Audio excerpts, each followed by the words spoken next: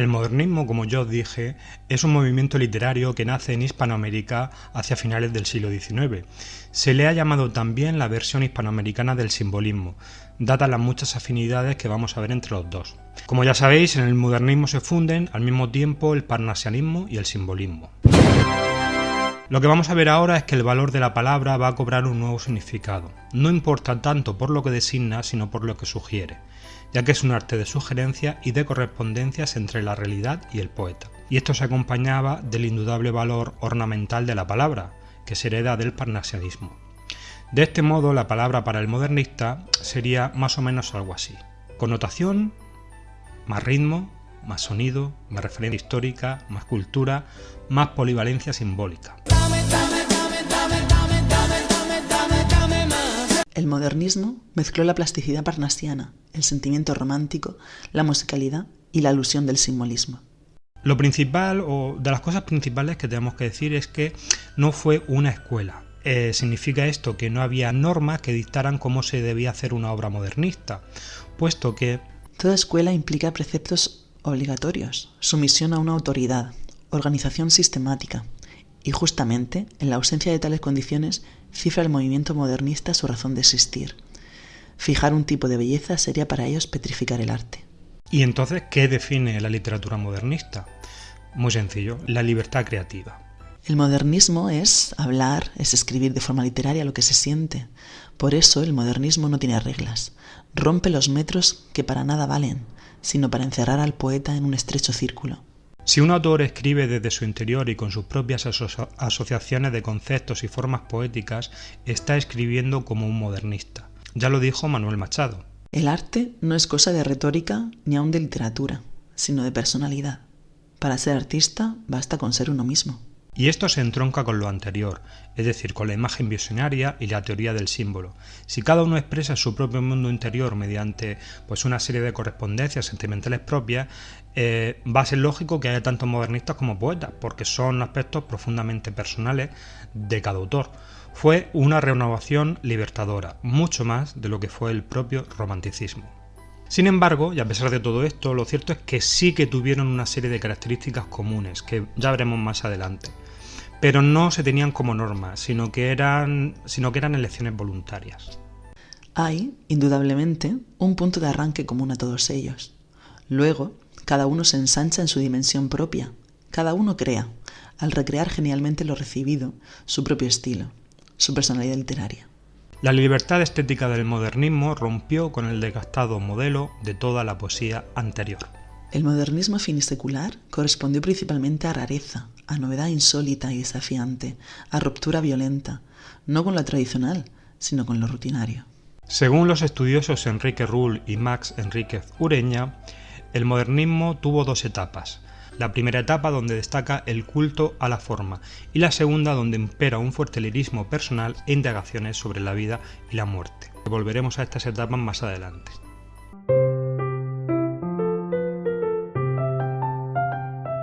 Llegados a este punto nos vamos a encontrar con una gran polémica. Ya dijimos que la renovación lírica desde mediados del siglo XIX se dio en muchos sitios a la vez, porque todos esos sitios tuvieron las mismas condiciones socioeconómicas, incluso políticas, la industrialización. ¿Por qué hablamos entonces solo de parnasianismo, simbolismo y modernismo? Porque todos estos movimientos, sobre todo los dos primeros, fueron los que engulleron a todos los demás.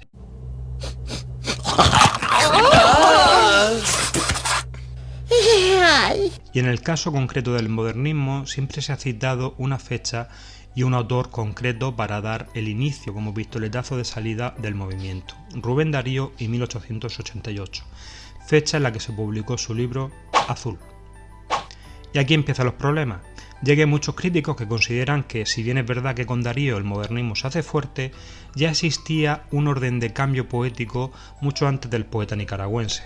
Se suelen citar, por ejemplo, a José Martí, un escritor y político cubano que fue importantísimo en el proceso de independencia de los países hispanoamericanos. Mientras para unos estudiosos autores como Martí, Salvador Rueda o Gutiérrez Nájera fueron precursores, para otros, sin embargo, son los verdaderos creadores del modernismo. Pero bueno, en mi caso y en el vuestro, yo sé menos que todos estos críticos, pero bueno, por lo que he leído, yo creo que es justo considerarlos a todos estos autores como los creadores del movimiento modernista. Pero también es indudable que fue Rubén Darío quien hizo del modernismo el movimiento que vemos hoy, porque su obra y su influencia fue brutal, como veremos más adelante. Y además esta polémica me recuerda un poco al tema de Cristóbal Colón y el descubrimiento de América. Se sabe que no fue el primero en llegar a ese continente, pero gracias a él la nueva tierra fue conocida. Pues con Rubén Darío y el modernismo sucede lo mismo. No fue el primero, pero gracias a él el movimiento fue el que fue y seguramente por él lo estudiamos. La confusión para más Inri procede de que el propio Darío se autoproclamó padre del modernismo. El crítico Mejía Sánchez establece una clasificación que creo puede serviros un poquito de guía.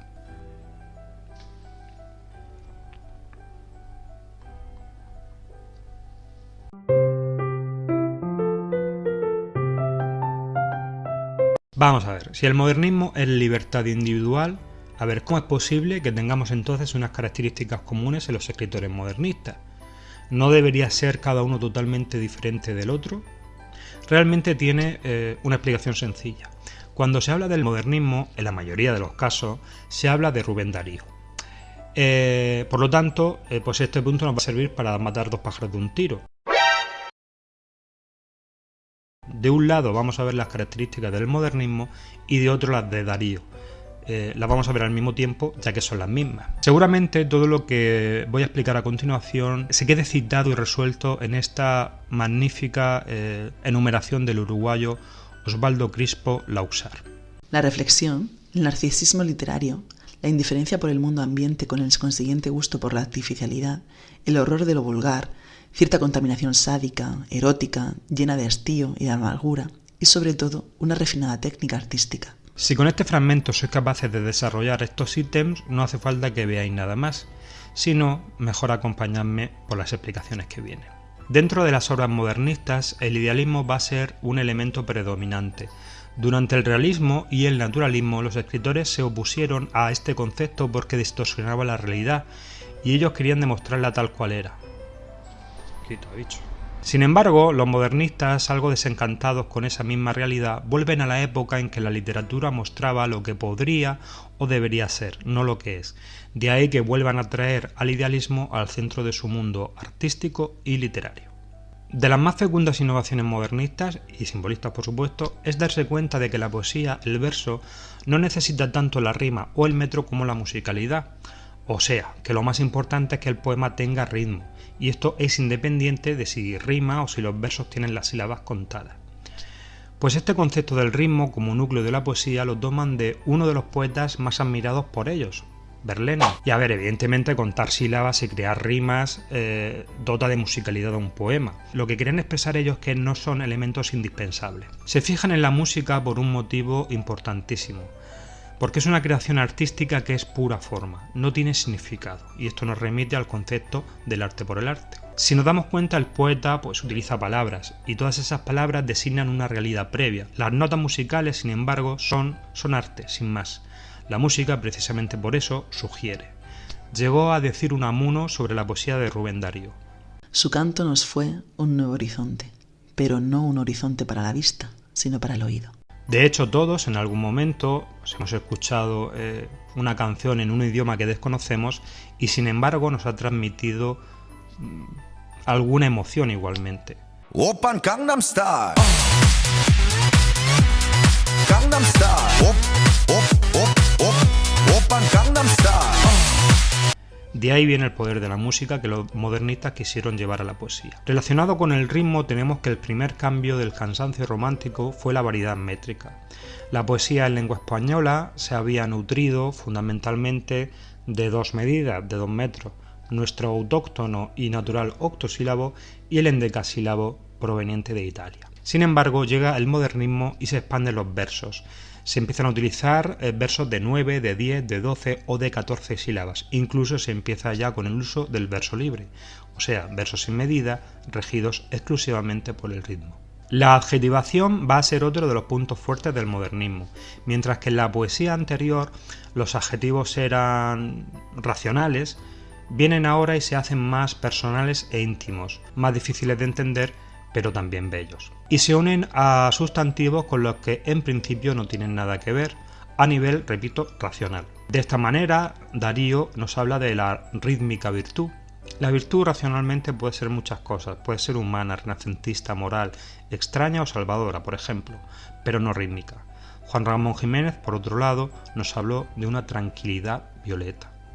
Me encanta eso, tranquilidad violeta, súper bonito. Y otro concepto relacionado con la adjetivación será la sinestesia, que es una mezcla de los sentidos. Lo vamos a ver más claro con un ejemplo. Dice Baudelaire que hay suaves sones de oboes verdes como praderas. Bueno, pues el oboe es un instrumento que emite notas musicales y sin embargo el poeta siente dentro de esas notas el color verde. Por supuesto se trata de un sentimiento personal y racional y no podemos entenderlo mediante la razón, solo disfrutar, si nos gusta, de su efecto en nosotros. Y es por eso que de la sinestesia podemos pasar al concepto de correspondencias. De hecho no es un recurso nuevo porque la correspondencia lo que hace es unir un concepto como símbolo de cualquier otro concepto. Por ejemplo, durante toda la poesía anterior la rosa era símbolo de belleza, de juventud y de lo pasajera y rápida que es la vida. Y este símbolo lo usaban todos los poetas y es totalmente racional, porque la rosa pues es una flor bonita que vive muy poquito tiempo. Sin embargo, los poetas simbolistas, modernistas, establecerán unas correspondencias personales y particulares. Son relaciones que salen de su propio mundo. Por ejemplo, para Baudelaire, los perfumes tienen correspondencias con los colores y las músicas. Para cualquier otro poeta, pues una nube puede ser símbolo de la amistad y esa correspondencia, la relación que hay entre los dos términos, no tiene que ser racional y no puede ser explicada de tal manera. Y esto es lo que hace difícil de entender, no de disfrutar, la poesía a partir de ahora hasta nuestros días. Los modernistas se dan cuenta de que la poesía romántica, la del final del romanticismo, está gastada y muy manoseada, o sea que es siempre lo mismo. Y es por eso que en su renovación van a actualizar y expandir el léxico, el vocabulario, que hasta entonces había dominado la poesía. Les va a encantar utilizar palabras esdrújulas. Van a usar también términos técnicos y vocablos con su origen etimológico. También eran muy dados a crear neologismos, esto es, a inventar palabras que incorporaban a sus poemas de forma frecuente. Y todo ello contando siempre con el valor eufónico de las palabras utilizadas. Debían de ser palabras sonoras y sugerentes, más allá de su significado. Vamos a ver ejemplos de todas estas cosas en los textos que leamos en clase. Si este mundo y toda esta realidad me incomodan, pues una de las soluciones es evadirse de él, lo mismo que hicieron los románticos. En la época modernista, la protesta contra el orden burgués aparece con frecuencia en formas escapistas. El artista rechaza la indeseable realidad, la realidad social, no la natural, en la que ni puede ni quiere integrarse, y busca caminos para la evasión. No se refugian esta vez en la Edad Media, sino que lo hacen en un pasado fastuoso, decadente y bello, la Francia del siglo XVIII.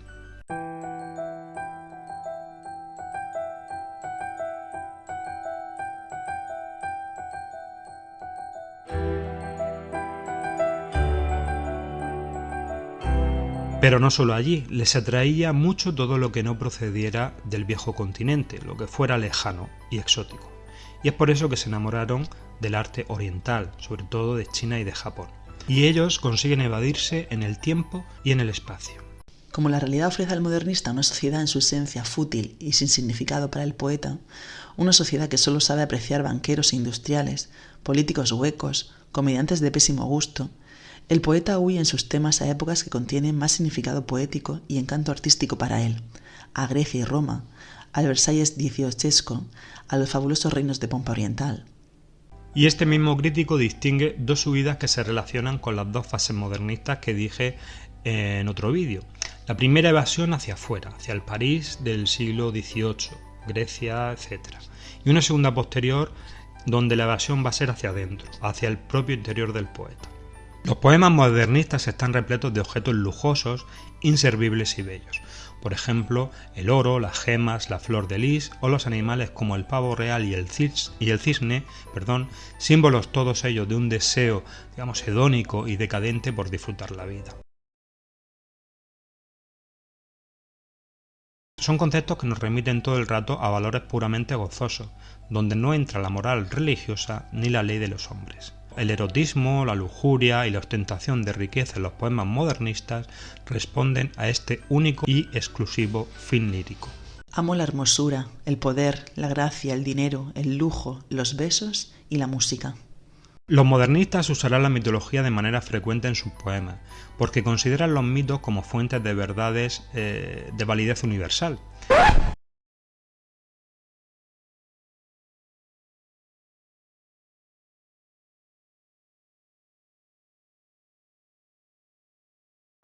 El neoclasicismo, que también los usó mucho, terminó convirtiéndolos en burdas metáforas, y el positivismo directamente negó todo valor a la mitología, más allá del estético. La mitología no solo se usa con afán erudito u ornamental, son recursos simbólicos altamente significativos. Y en relación con el mundo mitológico, también tenemos los juegos de fantasía que llevaron a cabo en sus composiciones, donde van a aparecer príncipes, hadas, gnomos, faunos, centauros, unicornios. Recordemos que son escritores muy cultos, que han vivido entre libros para liberarse de la realidad vulgar que hay bajo su torre de marfil. Y es por ello que en los poemas encontramos menciones a muchas obras de arte, a personajes y a sucesos históricos. De alguna manera todas estas referencias eran una muestra de su superioridad cultural, es decir, para diferenciarse de la clase media dominante e ignorante. De un lado el romanticismo y por otro los procesos de independencia en América Latina dejaron la literatura dentro de un regionalismo cerrado y muy local. El cosmopolitismo vino a hacer frente a toda esta corriente cerrada y a coger del resto de culturas aquello que encajara con su sensibilidad poética. Ya sabemos que principalmente miran a Francia, centro cultural de Occidente por aquellos años, pero no solo allí, sino que también bucean, por ejemplo, en las literaturas orientales, sobre todo la japonesa. 春は花、夏ホトトギス、秋は月、冬雪さえて、涼しかりけり。春は花、夏ホトトギス。道元、当たり前のことではないか。いかにも当たり前。あるがまま、あるがままの真実の姿を見ることこそ悟りなのです。Realmente el modernismo fue un movimiento que cogió de todos lados. El modernismo va a bucear entre lo antiguo y lo moderno, lo oculto y lo popular, lo extranjero y lo nacional, lo ajeno y lo propio, integrándolo en su poesía. Les servía cualquier cosa y nunca rechazaron algo por otro motivo que no fuera el placer puramente estético.